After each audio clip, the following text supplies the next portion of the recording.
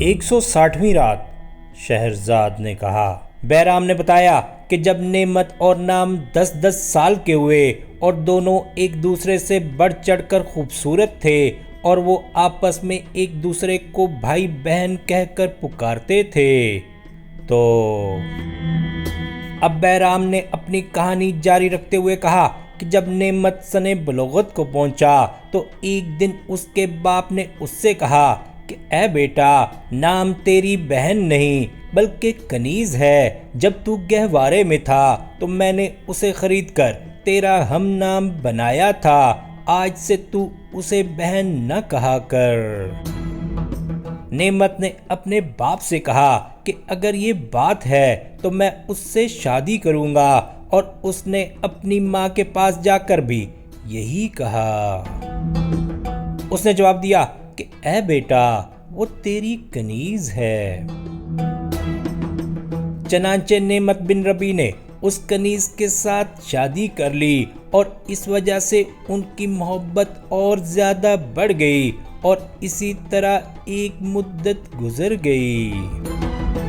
کوفے بھر میں اس سے زیادہ حسین و جمیل کوئی لڑکی نہ تھی۔ بڑی ہو کر اس نے قرآن و دیگر علوم کی تعلیم حاصل کی، مختلف باجے بجانے سیکھے اور گانے بجانے میں بڑا کمال پیدا کیا۔ ایسی ہنر مند ہوئی کہ زمانے میں اس کا جواب نہ رہا۔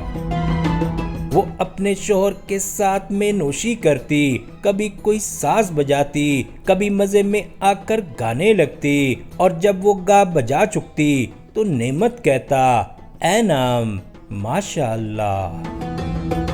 ادھر وہ عیش و عشرت میں زندگی بسر کر رہے تھے، اور ادھر حجاج، جس نے نام کے حسن و جمال اور گانے کے لاجواب فن کے بارے میں سن رکھا تھا، وہ اپنے محل میں بیٹھا یہ سوچ رہا تھا کہ کسی نہ کسی طرح اس لڑکی کو اڑانا چاہیے جس کا نام ہے، اور اسے امیر المومنین کے پاس بھیجنا چاہیے، کیونکہ اس کے محل میں نہ اس لڑکی سے زیادہ کوئی خوبصورت ہے اور نہ بہتر گانے والی۔ سوچتے سوچتے اس نے اپنے گھر کی ایک بڑھیا کو بلا کر کہا کہ ربیع کے گھر جا کر نام کنیز سے مل اور کسی ترکیب سے اسے اڑا لا، کیونکہ وہ دنیا بھر میں لاجواب ہے، اور اس کے بدلے میں تجھے بے حد انعام دوں گا۔ بڑھیا نے حجاج کا کہنا مان لیا۔ صبح ہوتے ہی اس نے اپنا صوفیانہ لباس پہنا، گلے میں 1000 دانہ تسبیح ڈالی، ایک ہاتھ میں مصلی اور دوسرے میں یمنی کوزہ لیا، زبان سے تسبیح و تحلیل پڑھتی، دل میں مکر و فریب گانٹتی۔ وہ ظہر کے وقت نعمت بن ربیع کے گھر پہنچی اور دروازہ کھٹکھٹایا۔ دربان نے دروازہ کھول کر پوچھا کہ وہ کیا چاہتی ہے۔ اس نے جواب دیا کہ میں ایک اللہ والی عورت ہوں، ظہر کا وقت ہوا ہے اور چاہتی ہوں کہ اس مبارک مکان میں نماز پڑھوں۔ دربان نے کہا کہ اے بڑھیا، یہ نعمت بن ربیع کا مکان ہے، نہ جامع ہے نہ مسجد۔ بڑھیا بولی کہ میں جانتی ہوں، نعمت بن ربیع کے مکان کی شکل جامع اور عبادت گاہ سی نہیں، مگر نماز تو ہر جگہ پڑھ سکتے ہیں، اور میں کوئی ایسی ویسی نہیں، امیر المومنین کے محل کی خادمہ ہوں، عبادت اور سیاحت کی خاطر یہاں آنا ہوا ہے۔ دربان نے کہا کہ کچھ بھی صحیح، میں تجھے اندر جانے نہیں دوں گا۔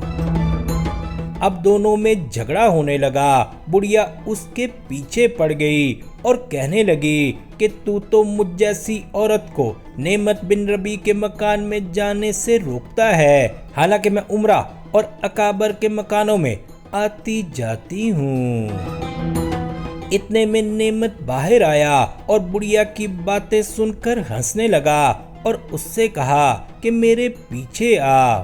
نعمت آگے چلا اور بڑھیا اس کے پیچھے پیچھے ہو لی اور وہ اسے نام کے پاس لے گیا۔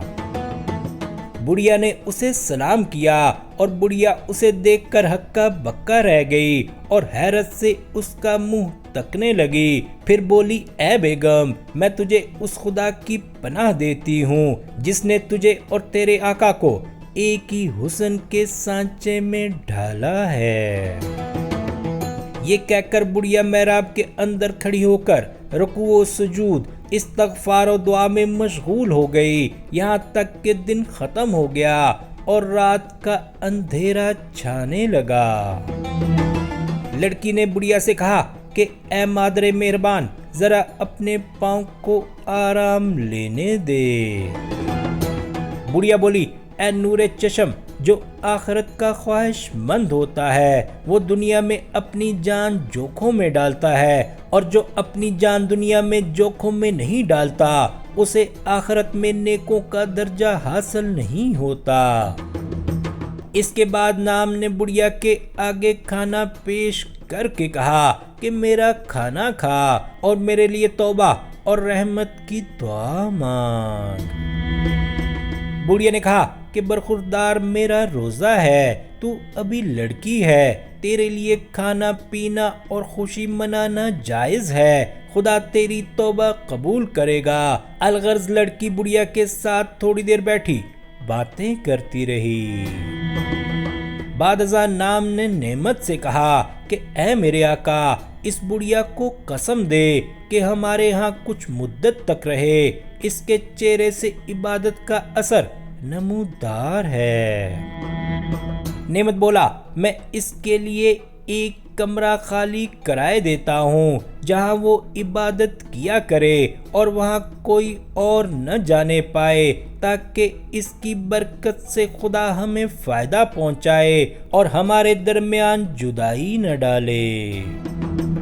اس رات بڑھیا صبح تک وہیں نماز پڑھتی اور تلاوت کرتی رہی۔ جب سویرا ہوا تو وہ نعمت اور نام کے پاس آئی اور صبح بخیر کہہ کر کہنے لگی کہ میں تم دونوں کو خدا کے سپرد کرتی ہوں۔ نام نے کہا کہ اماں تو کہاں جاتی ہے؟ میرے آقا نے مجھ سے کہا ہے کہ میں تیرے لیے ایک کمرہ خالی کرا دوں گا جہاں تو عبادت میں مشغول رہے اور نماز پڑھا کرے۔ بڑھیا بولی کہ خدا اسے سلامت رکھے اور تم دونوں کو اپنی نعمتوں سے مالا مال کرتا رہے، میں صرف یہ چاہتی ہوں کہ تم اپنے دربان سے کہہ دو کہ وہ مجھے تمہارے پاس آنے سے نہ روکے، انشاءاللہ میں متبرک جگہوں میں جا کر نماز اور عبادت کے بعد تمہارے لیے دعا کروں گی۔ یہ کہہ کر بڑھیا چل دی اور کنیز نام اس کی جدائی میں رونے لگی، اور اس کی بات کی طرف اس نے بالکل خیال نہ کیا کہ بڑھیا اس کے پاس کیوں آئی تھی۔ بڑھیا حجاج کے پاس پہنچی تو اس نے پوچھا کہ وہ کیا کر کے آئی ہے۔ بڑھیا بولی کہ اے حجاج، میں اس لڑکی کو دیکھ کر آئی ہوں اور واقعی اس زمانے میں کسی عورت نے اس سے زیادہ حسین لڑکی پیدا نہیں کی۔ حجاج کہنے لگا کہ اگر تو نے میرا کام کر دیا تو میں تجھے مالا مال کر دوں گا۔ بڑھیا نے عرض کیا کہ اے میرے آقا، مجھے 1 مہینے کی مہلت دے۔ اس نے کہا کہ میں نے تجھے 1 مہینے کی مہلت دی۔ اس کے بعد بڑھیا نے نعمت اور اس کی کنیز نام کے گھر آمد و رفت جاری کر دی، اور وہ آئے دن اس کی زیادہ سے زیادہ آؤ بھگت کرتے۔ بڑھیا صبح و شام ان کے پاس پہنچ جاتی اور سارے گھر والے اس کو عزت کی نگاہ سے دیکھتے۔ اب بڑھیا ایک روز لڑکی سے تنہائی میں ملی اور کہنے لگی کہ اے میری آقا، اگر میرا جانا متبرک مقاموں پر ہوا تو میں تیرے لیے دعا کروں گی، لیکن میری خواہش ہے کہ تو بھی میرے ساتھ چل کر پہنچے ہوئے بزرگوں کی زیارت کر، اور جس بات کی طالب ہو وہ تیرے لیے دعا کریں۔ نام نے کہا کہ اے اماں، خدا کے لیے مجھے بھی ساتھ لے چل۔ اس نے جواب دیا کہ پہلے اپنی ساس سے اجازت لے، پھر میں تجھے اپنے ساتھ لے چلوں گی۔ لڑکی نے اپنی ساس نعمت کی ماں سے کہا کہ اے گھر کی بڑی بوڑھی، میرے آقا سے میرے لیے اجازت مانگ کہ میں اور تو ایک دن اس خدا رسیدہ بڑھیا کے ساتھ متبرک مقامات پر چل کر فقراء کے ساتھ نماز پڑھیں اور دعا مانگیں۔ اب شہرزاد کو ثبوتی دکھائی دی اور اس نے یہ کہانی بند کر دی۔